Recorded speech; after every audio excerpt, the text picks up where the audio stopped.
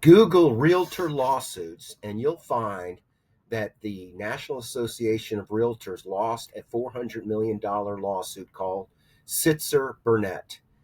This lawsuit led to settlements that will change how real estate commissions are handled, including a ban on advertising buyer's agent commissions on MLS and a requirement for written agreements between buyers and their agents.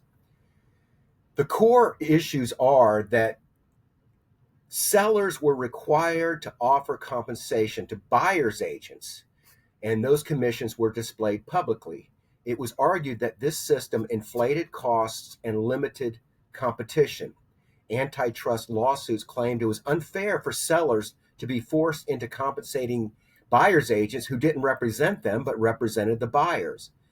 Courts agreed, resulting in a settlement that now prohibits mandatory commission offers and removes buyer agent commission display from MLS, shifting how agents, buyers, and sellers negotiate commissions.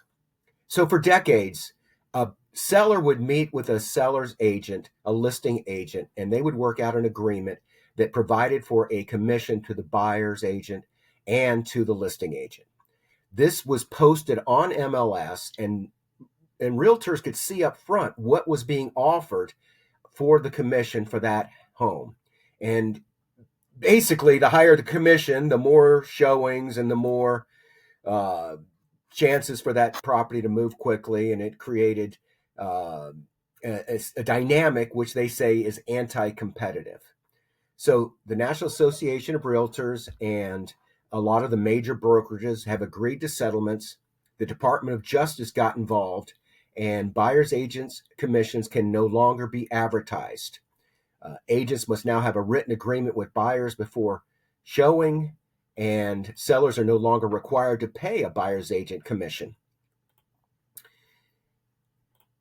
So now, buyer's agents call listing agents and say, is the seller offering compensation to the buyer's agents? If the seller's not offering compensation, the buyer does not have the funds to cover it, the property likely won't be shown. The buyer's agent will include a request for commission payment in the buyer's offer. This can be written as a seller-paid concession or added in a separate addendum. While the seller is not obligated to agree, most offers are now contingent upon the seller covering the buyer's agent commission. I mean, let's face it. The buyers don't want to pay the commission. It's always been standard that the seller paid it. And so even if the seller's not offering a commission, the buyer's agent can still send over an offer that includes a request for the seller to pay the commission. If the seller agrees to pay the commission, there'll be a transaction. If the seller declines and the buyer cannot cover the commission, the deal might fall through. The recent commission settlements mark a major shift in how real estate transactions are transacted across the country.